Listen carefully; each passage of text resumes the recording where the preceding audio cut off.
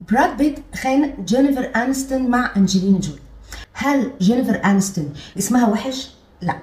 هل انجلينا جولي ما عندهاش كيان وما عندهاش شغل؟ لا.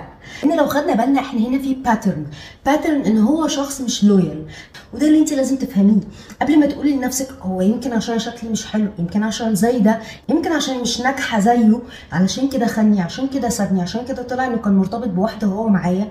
لازم تعرفوا في راجل طبعه خاين، وده لان هو بيبقى انتايتل.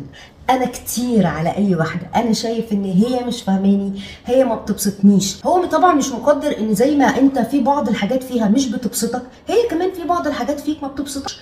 بس احنا الطبيعي لما بندخل علاقات دايما بنبص على التوتال، يعني لو 70% في بينا توافق واندرستاندنج وفي 30% ديفرنسز، ده طبيعي جدا. ومش طبيعي ان انا الاقي كل احلامي وطموحاتي واللي جزء منها ممكن يبقى ملوش علاقه بالواقع وليه علاقه بالانسكيورتيز اللي عندي او افكار خاطئه عن مفهوم العلاقه ومفهوم البارتنر يبقى ايه.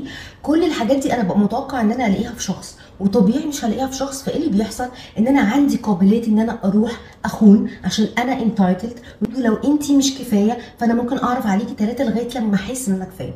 طب ما هي كمان ممكن تروح تخونك لان انت اكيد مش بتساعدها بكل الاشكال، بس هي ما فكرتش في ده. ليه؟ لان ده الطبع.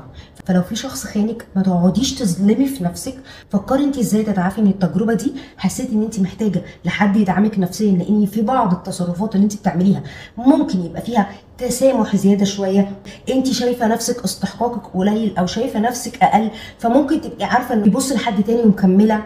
كل الحاجات دي ممكن تبقى تخصك انت، وده بيقولك ان انت اللي محتاجه هنا تبداي رحله للتعافي، وان انت تتابعي مع حد يساعدك تشتغلي على الحاجات دي. بس من هنا لساعتها بطلي تبقي قاسيه مع نفسك وتحسسي نفسك ان انت دايما السبب.